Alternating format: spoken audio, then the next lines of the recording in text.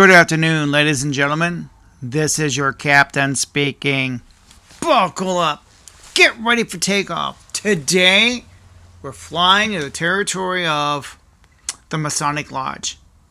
Our destination today is the Lodge. So why are we talking about the Masonic Lodge? Because Albert Pike is back in the news. Who is Albert Pike? Good question. Let's do that right now.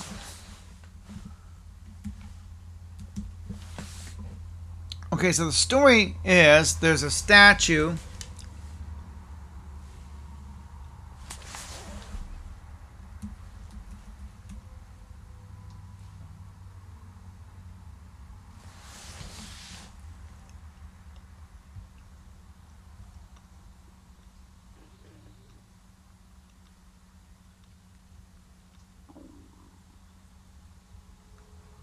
I am going to skip it.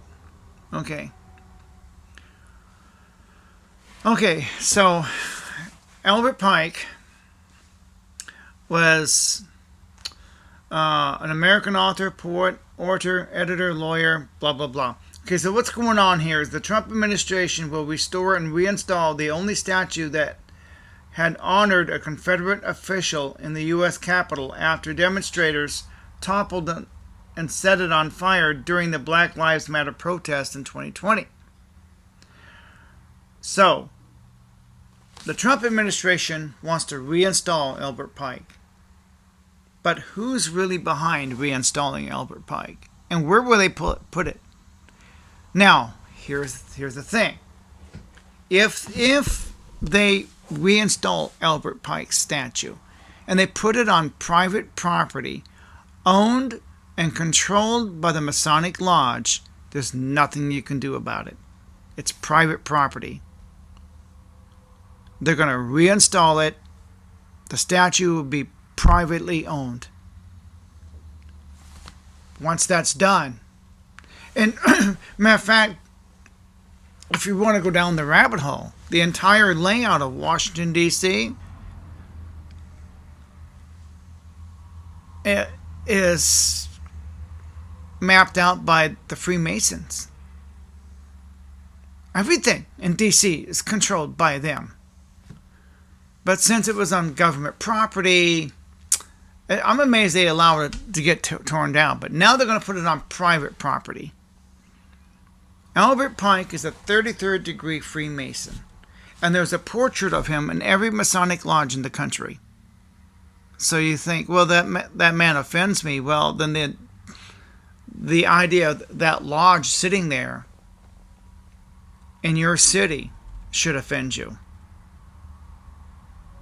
Think about it, because they follow Albert Pike. He's kind of like their god. In a sense, they revere him highly. There's a portrait of him in every lodge. Every lodge. They got a picture of him. They follow his teachings. Morals and Dogma is the book that he wrote, and a lot of Masons read that book, Morals and Dogma by Albert Pike. This rabbit hole goes deep. And I have to be careful what I say because the rabbit hole runs deep. But on the surface, I'm telling you, if they reinstall the statue, there's nothing you can do about it. If it's on private property owned by the Masons. Legally, that's it. End of story. And if you try to desecrate it, vandalize it, they're going to know. There's probably going to be cameras watching it. And they're going to have some kind of security protecting it. The Masons will. So if you try to go after it, they're going to know who you are. Your phone will know who you are. That's right, your phone. It's going to tattle on you. They're going to know. How'd you know that I vandalized the statue? Because your phone ratted you out. You had it on you. You probably made a video of you vandalizing the statue. Now, I get it. You don't have to like the statue. But I'm just stating from a legal perspective.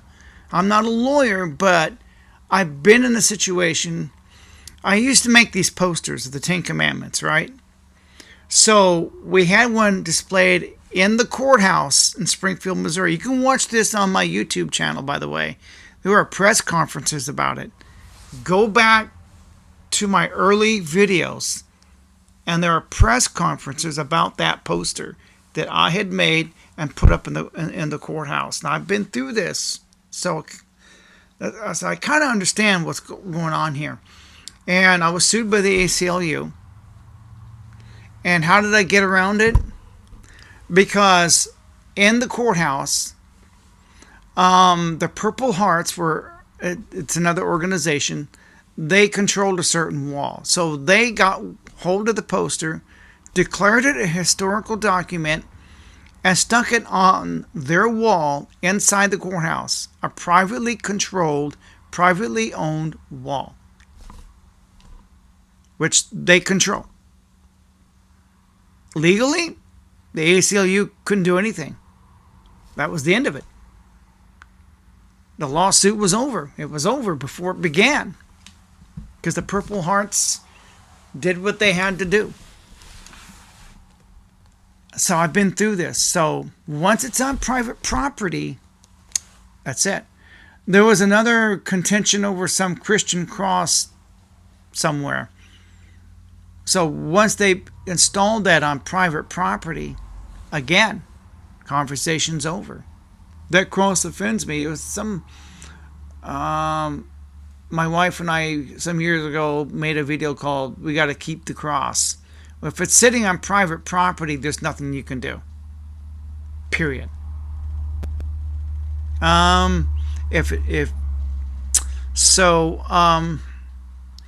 With Albert Pike. Okay, so I pulled up. Now, this is Wikipedia. But Wikipedia is wanting a donation. Screw it. I'm not going to give them any money. I don't have any money to give.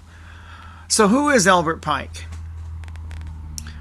Albert Pike was an American author, poet, orator, editor, lawyer, jurist, and Confederate States Army general who served as an associate justice of the Arkansas Supreme Court. And you can read on on Wikipedia. That's why I'm getting, like, that's really a reliable source. But Albert Pike is a 33rd degree Freemason. Like it or not, that necklace around his neck is obvious. Washington, D.C. is run by the Masons. Designed by the Masons. There's a whole rabbit hole conspiracy about that. The way the streets are laid out, the design of the buildings. There's a lot of stuff. So you're going up against, once they stick that on private property, controlled and owned by them, it's not public. They own the land. And they're going to own that statue. If you vandalize it, they're going to know, because they're going to have security cameras. They're going to get you. Your phone will be your tattletale. So you got to be careful of everything you say and do, because AI is getting smarter and smarter. So, I'm not going to go into all this, but you can look up who Albert Pike is. So, because we're up to 9 minutes. Okay. Oh. Where'd it go? I had it pulled up. Albert Pike. Search. Here it is. Okay. Let's read the comments.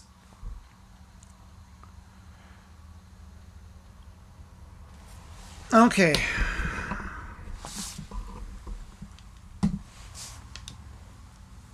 This person is saying, how about Harriet Tubman? Harriet Tubman's a hero. The Underground Railroad. I know who that is. Wow. We should have a statue of Harriet Tubman. Absolutely. This person is saying, we're going to restore a statue of a Confederate general right in the heart of our nation's capital. Yeah. And there's nothing, once it's on private property, there is nothing you can do about it. The Masons control it. Just pointing that out there. How deep does this rabbit hole go?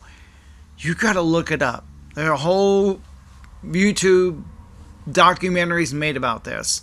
I got a video sitting on my shelf somewhere. Where is it? Oh, where is it? Let's see. I don't know.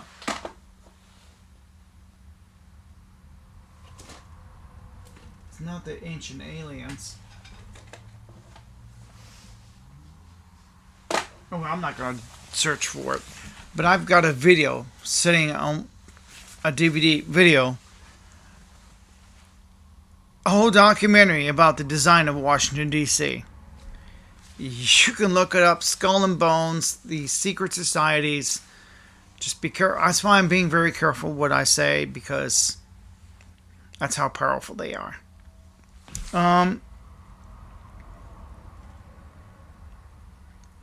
But statues admit whether on public display. It is going to go on public display, but it's going to be on private property.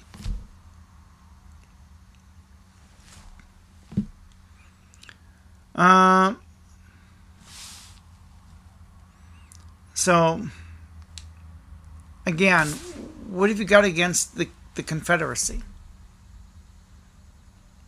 Because historically, we had Confederate soldiers, Johnny Reb. Not everybody in the South agreed with slavery. You'd be surprised how many people in the South didn't agree with what was going on with the plantation owners. Not all plantation owners were evil. A few of them were, absolutely. And there's people down south who agreed with the North. Said, you know what? We can't have human beings in chains. That's just so wrong on so many levels. I totally am against slavery. But at the same time, I have nothing against the Dixie flag. I love the Dukes of Hazzard.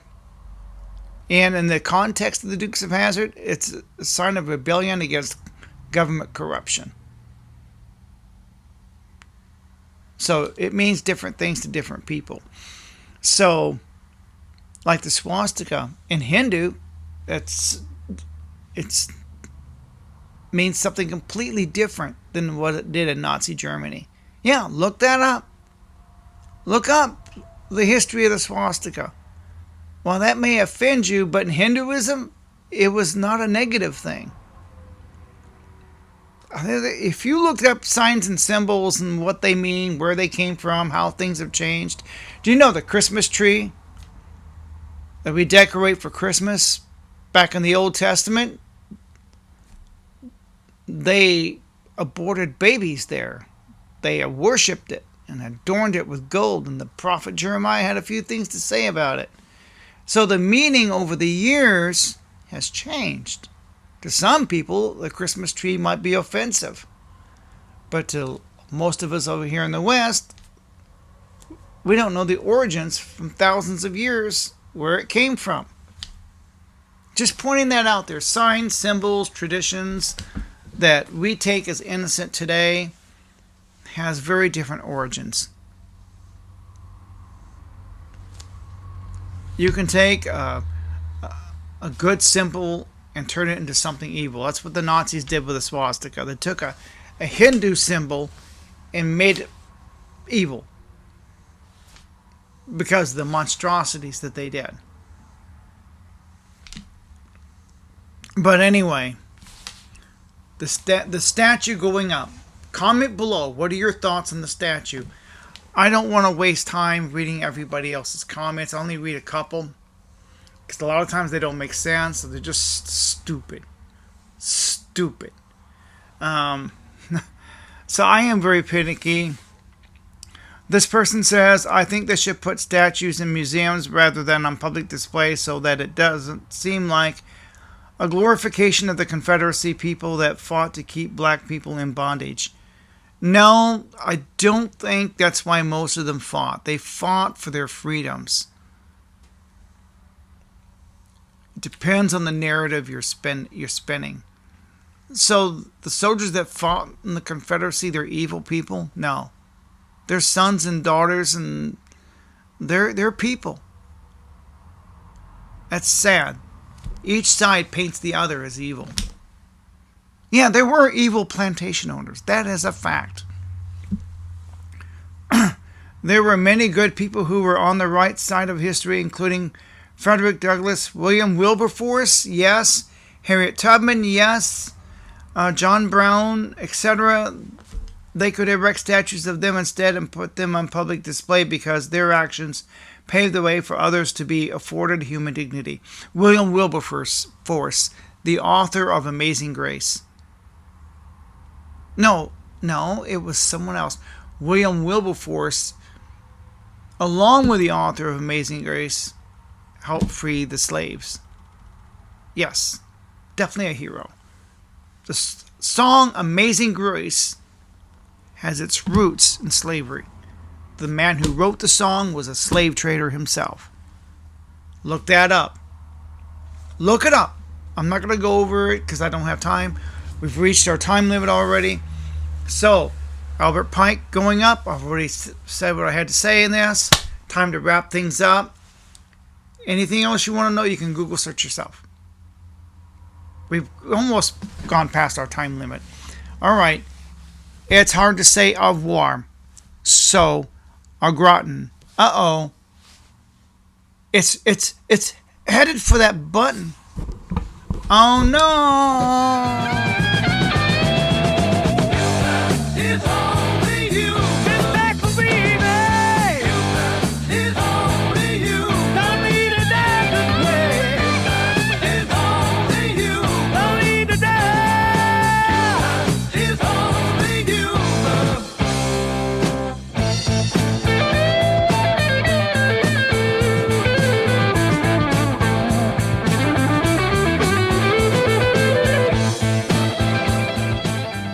It's really good, I promise you.